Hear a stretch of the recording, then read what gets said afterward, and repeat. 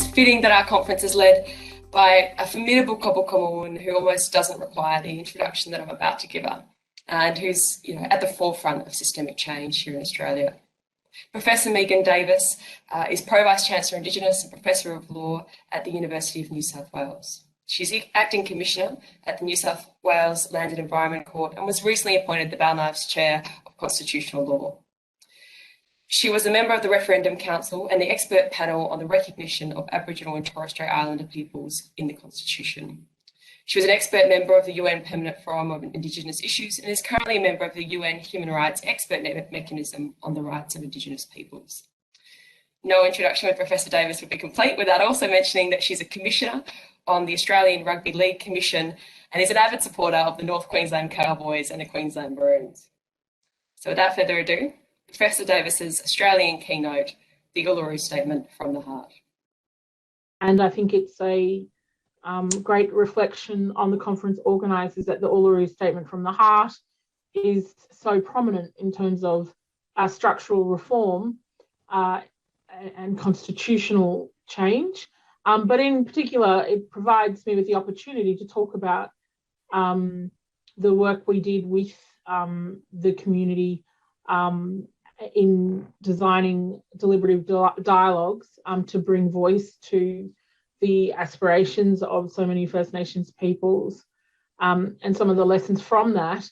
So I thank Sarah, Zoe and Susan and Brooke, and of course Tila Reid, who was a student of mine and a fine alumni of the year from last year of UNSW Law. We're very proud of Tila, and I've spoken, at length with Tila about structural reform and also, of course, movement lawyering, which I have to say I am certainly no expert in. However, I have exchanged, conversations with a number of people, including Amanda Porter, about the concept of movement lawyering in Australia, which isn't, a very common terminology, should I say.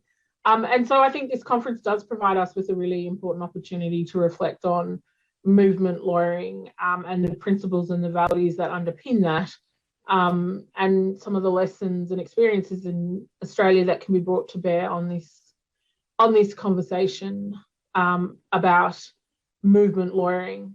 So I should start by saying I am a Cobble woman from the Barringam Nation in Queensland. I am currently ringing in from Yugambeh country, which is where my mum lives, but in our housing commission home of 34 years, where my siblings and I grew up after we left Hervey Bay. And so we've lived on the unceded territory of the Yugambeh mob for a very long time. And I just wanted to shout out to Yugambeh mob, their old people, and of course their ancestors, and thank them for their generosity over so many decades. So today, I am, it's a RebLaw conference, and therefore for movement lawyers, I assume that they understand the fundamentals of the Uluru Statement from the Heart. And so I won't labour an Uluru 101 approach to my address, but rather in contemplating what to talk about today, the organisers provided me with 4, I think, really useful questions in which I have framed my talk on the Uluru Statement from the Heart. And so that's how I'm going to structure my words, and then end with some observations, having worked in the sector for so long. I am 45 and I have been practicing as an academic lawyer for probably 25 years. So I went into academia really young, and I went in after my work with the UN, and I've continued that work with the UN. And so I have some interesting observations to be brought to bear on movement lawyering, having been a part of many campaigns with ATSIC, with the National Congress for Australia's First Peoples, with the UN, and of course through constitutional change over those decades, to share with you today. Vince Warren has set the landscape in terms of what it means, and the genesis of movement lawyering, and the struggle for the recognition of Indigenous rights over the decades have deployed many of the tools of strategic litigation, advocacy, and utilising the media in order to build social movements for the elaboration and protection and recognition of the rights of Indigenous peoples. Yet on structural reform, we seem to always fall short. I've read Gerald Lopez's seminal work after it was recommended to me by, I think, either Alison Whitaker or Amanda Porter. And I suppose I hadn't really thought of myself in that context, all this work, until I heard from Tila. She was running this conference and I'd heard about this concept. So I wanted to talk about the Uluru Statement, and then some of my own experiences, as I said, through the lens of this work, reflecting on the Australian legal profession and some of the limitations, I suppose, not so much of movement lawyering, but its application in or to Australia in this context. So the 4 questions put to me really by the organisers were, in developing and advocating for the Uluru Statement from the heart, how did you see your role as a lawyer? And how did you think about power and systemic change? So I'll start with that point. And then the second question was, what are some of the lessons you learned from working with communities about social change and social movements, and what would you change in your approach? So I'll talk to that. And then thirdly, how does the Australian legal profession need to change in order to better build the power and leadership of historically disempowered communities? And I have a lot to say about that. And then finally, what are the unique aspects of the Australian legal and political landscape that Australian movement lawyers should be cognizant of? And I will speak to that, but I'll probably speak to that all throughout, because there are some very obvious distinctions. The first being the fact that we don't have a rights litigation culture, or the kind of culture that is animated by a constitutionally enshrined Bill of Rights.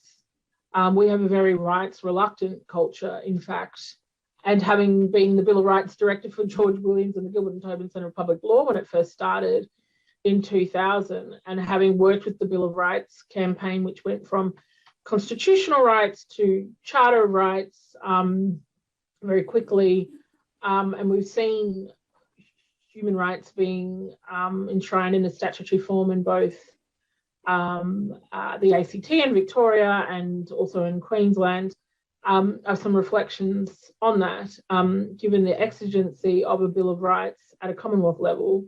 But I do think we have a tendency, at least movement lawyers in Australia, to shrink themselves to match the very sometimes minuscule and ungenerous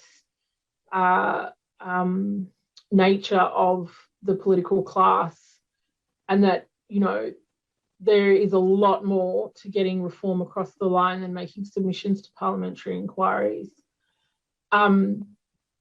Sometimes this work, requires you to make yourself unpopular, and there aren't a lot of people who have the stomach for being unpopular in this space.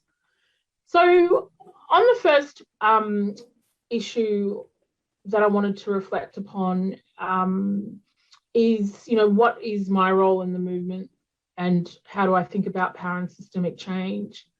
I won't take too long on this question. I've been working on constitutional reform and recognition for probably 20 years, since I started with UNSW, but I worked on it in the ATSIC legal branch when I was legal counsel, of the Aboriginal and Torres Strait Islander Commission, which used to fund strategic litigation.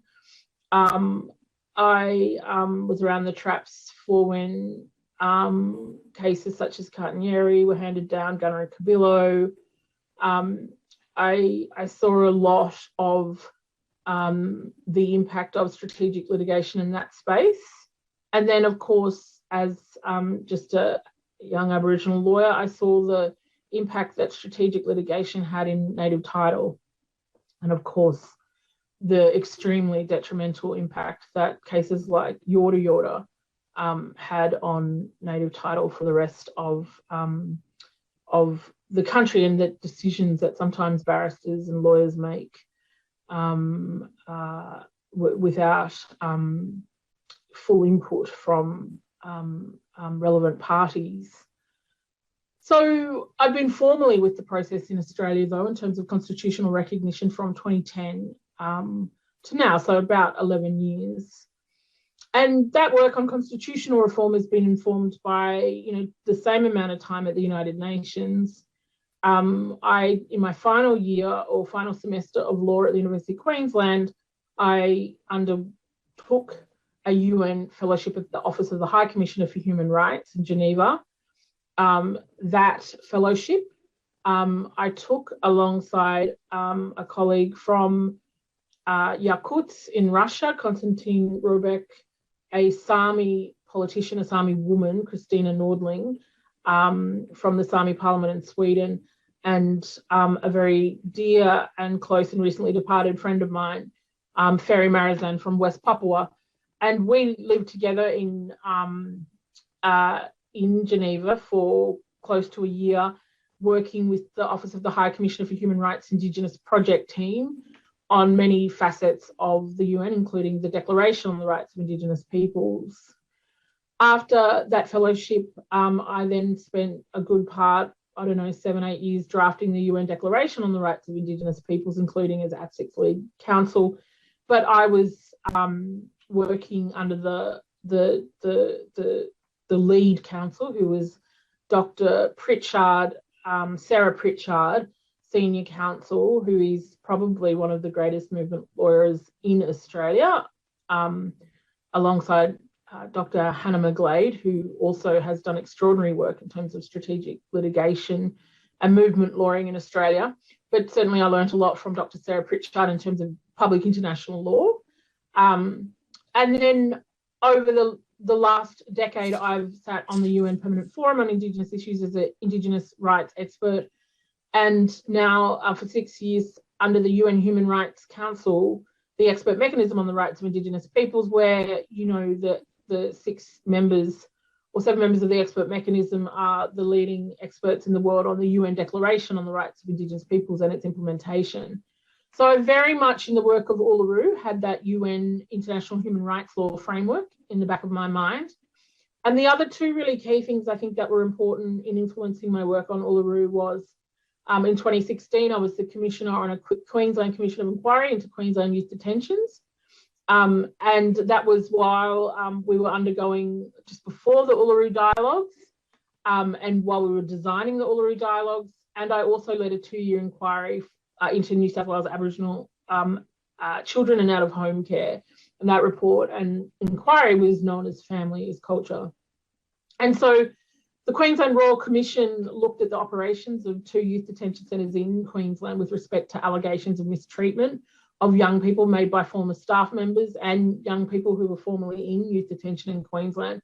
And it was our job to review the policies and practices currently operating within Queensland's youth detention centres in relation to the use of force and separation restraints, reporting and monitoring and complaint and investigation mechanisms, in addition to specific allegations and of reported incidents that weren't appropriately investigated. And so we had to look into that mistreatment, in addition to a review of the policies and practices relating to 17-year-old prisoners in relation to the use of force and separation of restraints and monitoring and complaints. So that Commission of Inquiry in 2016 had a big influence upon the way I see structural reform, because when you're in the system and when you're a member of a commission like that, you see all of the obstacles that arise in terms of procedure, in terms of politics, in terms of the law that our people face when these commissions are created. As I've said, I was also junior counsel at ATSIC and lived through some of the major cases that ATSIC had helped fund. And I also participated in a lot of the town hall meetings during the statutory reconciliation years, where the Council for Aboriginal Reconciliation was mapping out aspirations. So, for the good bulk part of my life post high school, the 2 decades post high school, I've lived long enough to know what our people have been saying about constitutional power for quite some time. And that has all shaped the way that I view constitutional reform and recognition and the way I see power and systemic change. It is true, people say, I think like a lawyer, but these structural reforms, you know, they do require those legal skills to be brought to bear in terms of the way in which we reform systems. And I know there's a lot of problematizing of the language of reform currently, particularly in the context of criminal justice. I am speaking solely about constitutional, the Constitution and change to the Constitution. While we do have great aspirations of many significant pieces of structural work, the reality is it's 4 years post Uluru, and our people are still suffering and things are not changing. And so the ways in which we exercise our power to get change in the here and now is really important.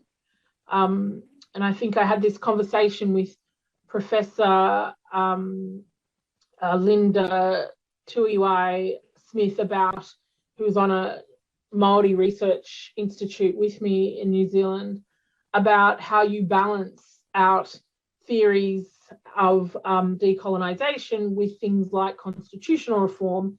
And of course, Linda attended the ANU conference on the Uluru Statement from the Heart, which she thought was a very eloquent but also elegant constitutional change that can empower our people. She made the point that, you know, we need to try everything. And yes, we need to do the big things, but we also need to do things like this, make people's life more comfortable, give people more power, and raise their voices in the here and now.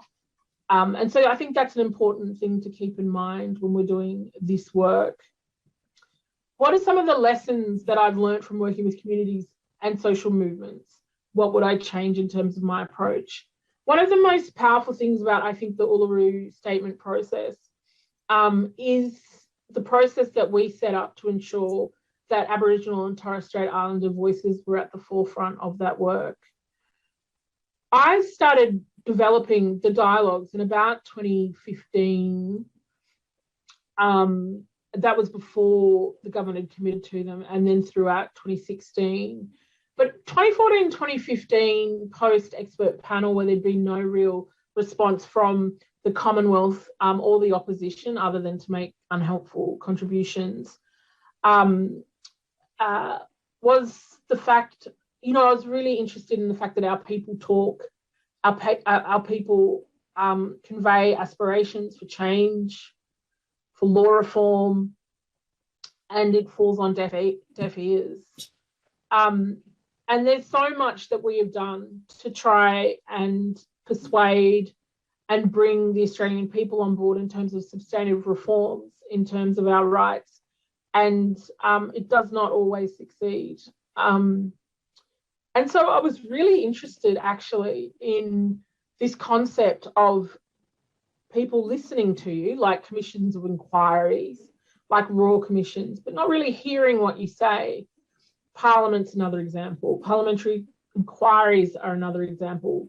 And so I started to look at a lot of political and legal literature around people listening but not hearing what it is that you say. And it was 2014, it was Christmas time. We're at Harvey Bay, it was really boiling hot, and I'd taken all my books and papers and a suitcase down, and I went to the Harvey Bay Library with my partner to read some of the Hansard transcripts of a parliamentary inquiry that had been set up to keep pushing constitutional reform down the road. And I brought those transcripts and I sat in that library, and it was that time in my life where I realised that libraries are no longer quiet because kids were playing PlayStation to the left of me. I just remember that. It was very loud. So that was the only day I went. I was probably quieter at home with all the Davis kids. And I just remember being so overwhelmed by what I was reading. And what I was reading was a lot of our people saying that they just feel voiceless and powerless in the current policy climate, which was, a post-ATSIC environment. So the abolition of the Aboriginal and Torres Strait Islander Commission had happened. And you had this kind of bizarre exchange between political members of the parliamentary committee, asking community members about, the options from the expert panel on the recognition of Aboriginal and Torres Strait Islander people in the Australian Constitution, questions about Section 116A and Non-Discrimination Clause, questions about the racist power and amendments to Section 5126. And the responses were just, there was just like ships in the night. I've used that expression on multiple occasions. And, I was, overwhelmed by how lonely people seemed to feel about the system in which they operated, and that they really did feel voiceless and powerless. And these hearings were 10 years post-ATSIC, and it was in the middle of this rollout of this Indigenous advancement strategy.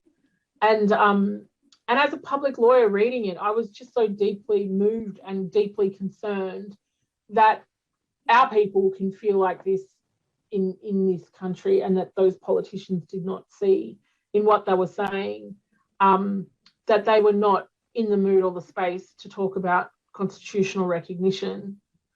And so I did a lot of research on that, and I ended up in this area of philosophy and ethics, because we wanted to design a process that would engage our mob without them feeling used, or that it wouldn't lead to anything. And also in terms of looking at that philosophical and ethical kind of literature and the frameworks that exist in terms of powerlessness and voicelessness, I was concerned that so many mob feel so abandoned by the state, so abandoned by Australian democracy. And structurally, this has to have an impact upon our people's health and well-being.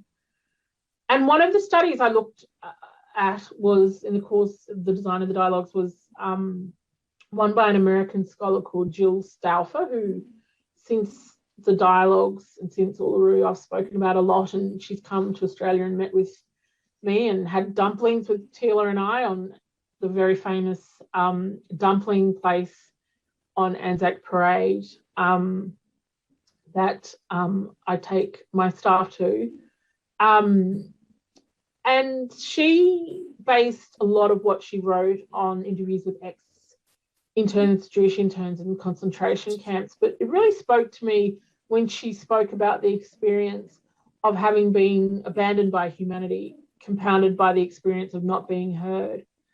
And she said ethical loneliness is the isolation one feels when one, as a violated person or as a member of a persecuted group, has been abandoned by humanity, by those who have power over one's life's possibilities.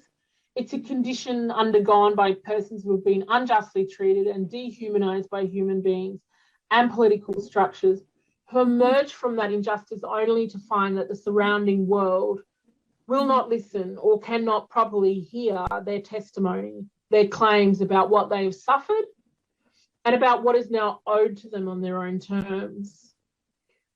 So ethical loneliness is the experience of having been abandoned by humanity, compounded by the experience of not being heard. And she takes it one step further, Jill, which is what it was of interest to me in the context of this work. And that was that failures of hearing haunt the sites where the goal is political transition, reconciliation, or forgiveness. And as such, unassuaged ethical loneliness has serious political ramifications. And I think it's true because it has serious political ramifications for Aboriginal and Torres Strait Islander peoples in Australia.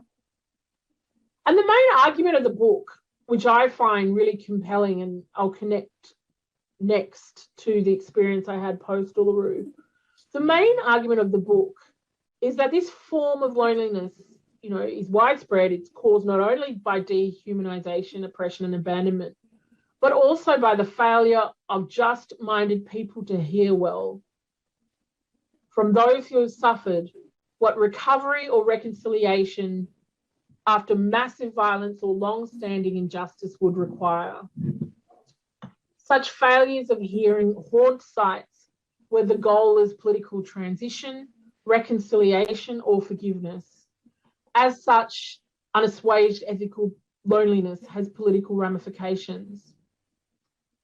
And I say this a lot, right? Reconciliation is about truth and justice, and I frequently say that I feel in Australia we've jumped over the truth part, and we've jumped over the justice part, and we've just gone to reconciliation. And we want to skip the difficult part, right? The truth. Listening and hearing to the testimony of those who have suffered and how they think amends should be made. And I do think that the failure to hear what Aboriginal and Torres Strait Islander peoples has really dominated the constitutional recognition process. And I say that because once we got into the dialogues, things had dramatically changed since the expert panel's recommendation for a non-discrimination clause. People were much more engaged with this idea of a voice to Parliament that would empower their voices. And I say that because you cannot work in this space, and it really is a significant lesson for all of us that do work in this space. You can't work in this space if you do not understand the policy setting that surrounds Aboriginal and Torres Strait Islander peoples. If you're coming into the space and working as a criminal lawyer or a civil lawyer or whatever kind of lawyer you might be, and the only thing you know is your subject matter area, then you have real problems if you want to be a movement lawyer in this space, because everything impacts everything. And so, yes, while a non-discrimination clause may have been attractive in 2011, by 2014, the Aboriginal sector had been decimated by what we know as the Indigenous Advancement Strategy. And there's been multiple Australian National Audit Office reports to show just what a schmozzle that policy is and continues to be. But if I just briefly say what it is a policy in which all of the Aboriginal money that goes to communities on programs and policies that they run in their communities, it was all taken to with a razor and ripped away from communities and put into a single bucket where anyone could apply for that money. And the first iteration all those years ago saw corporations with reconciliation action plans, departments with reconciliation action plans, all receive money to fund their RAP initiatives, and communities lost millions and millions of dollars right across the country, well, billions when you add it all up, on the ground for community work.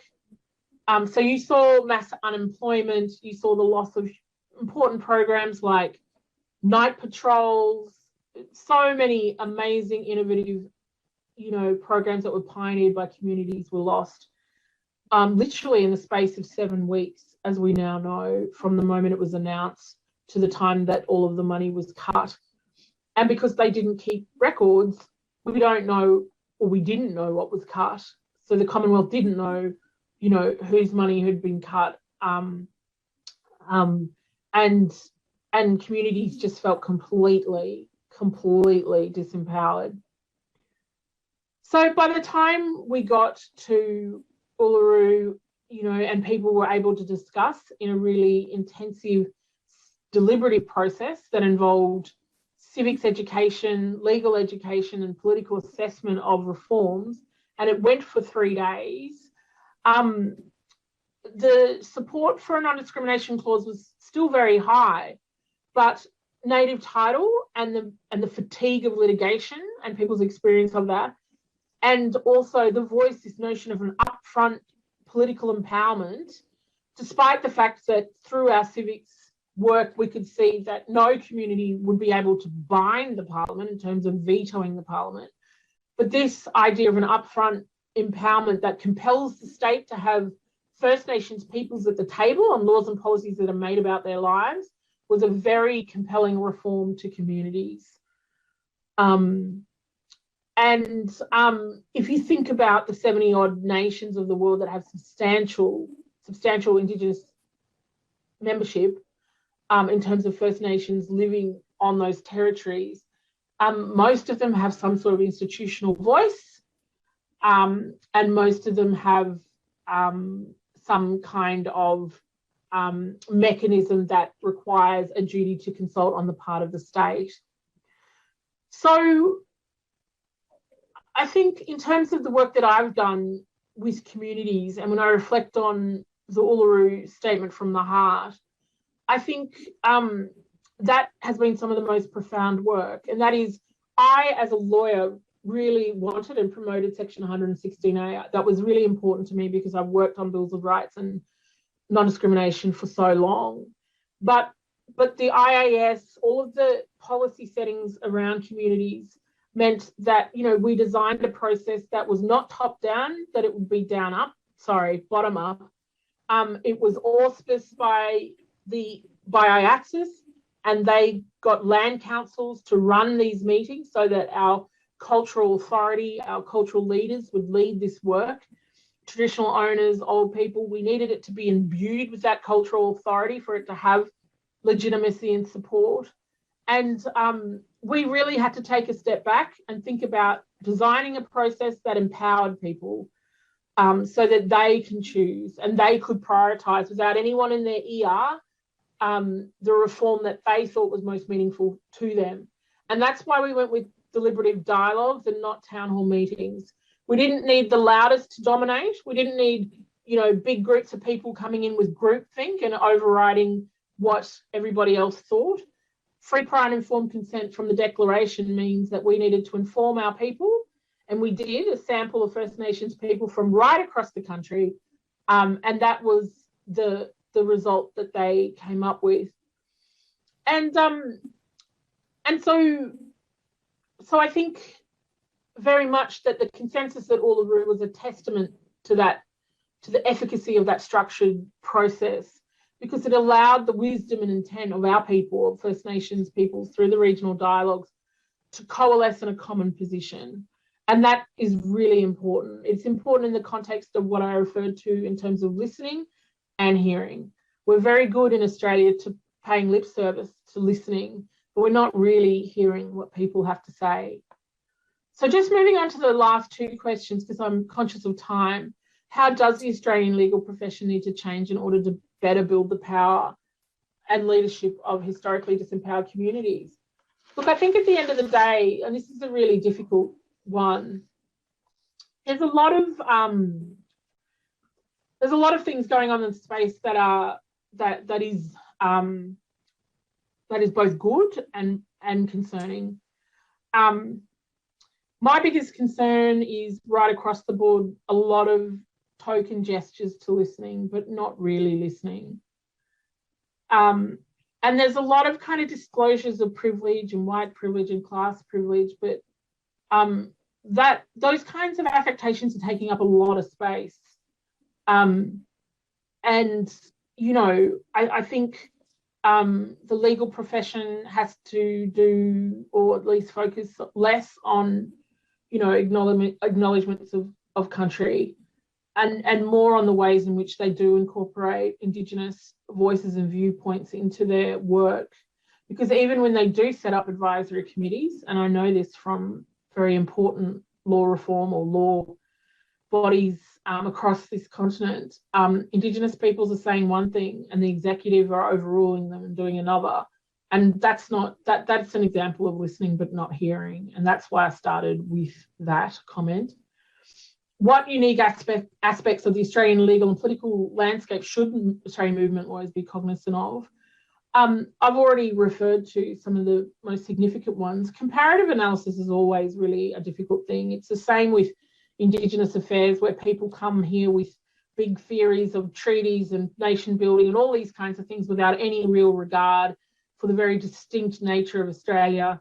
It's the invasion, the dispossession pattern, the genocides, it's a very unique country, and that's why we really fought so hard to try and have such structural reform, but it's not always successful. And so I think, what do I think Australian movement lawyers should be cognizant of? I think they should be more cognizant of the limitations of comparative law, actually. But I have a few comments to end on to that question, which is going to take me to the 40 minutes. So hopefully the organisers will bear with me. And these are the last kind of few comments I have to say. But it touches very much upon what Australian movement lawyers should take away. The first thing I'd say is be realistic, don't over-egg things. And I think, many people who we worked with were time poor and low satisfaction jobs. Don't tell people that, recognition will complete the nation. Don't tell people that truth-telling liberates you. Don't tell people that truth-telling will make a huge difference or make, their lives better or bring people together. The same with treaties. They're these over-egged promises, and they are totally over-egged. Be really realistic, and we've been realistic about Uluru since day one. The Voice is one tiny, tiny, tiny change to the Constitution. It sets up a structural position for the rest of the reforms to cascade off, including treaty making and truth-telling, which aren't, will struggle at a state and territory level because of the nature of our federation. But that's my first point, would be realistic, don't over-egg. The second point, I suppose I've written here, but it really just speaks to the heart of the theme of my speech, which is listen and hear.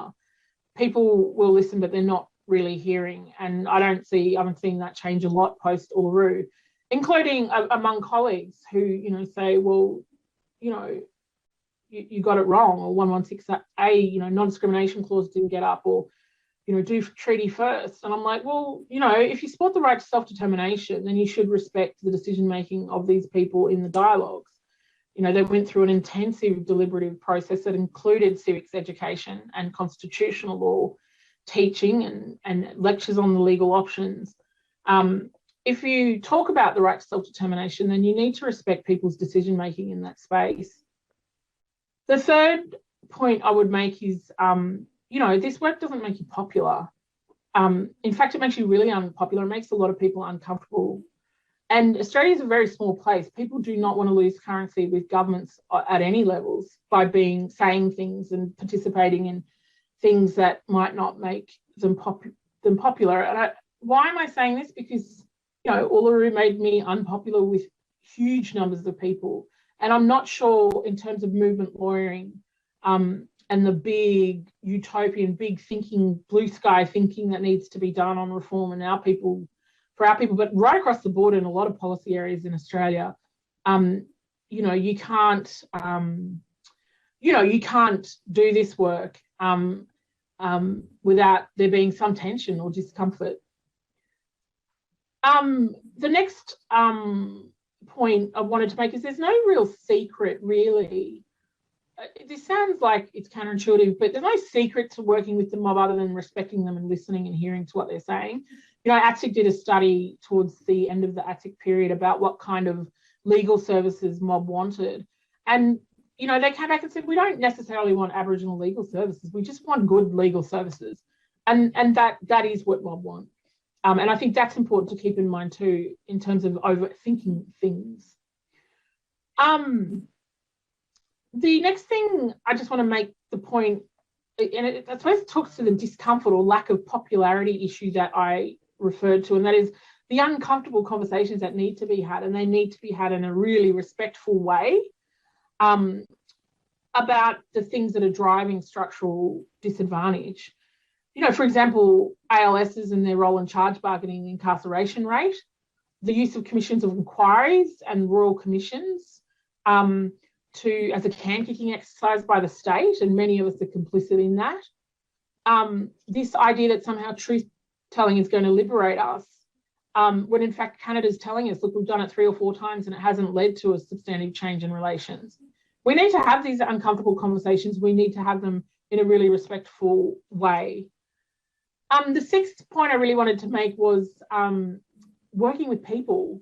A lot of people don't know how to work with people. I'm not that great. We did do a good job with the Uluru dialogues, but that was a big team of people thinking really hard about our mob and how you talk to them in a respectful way.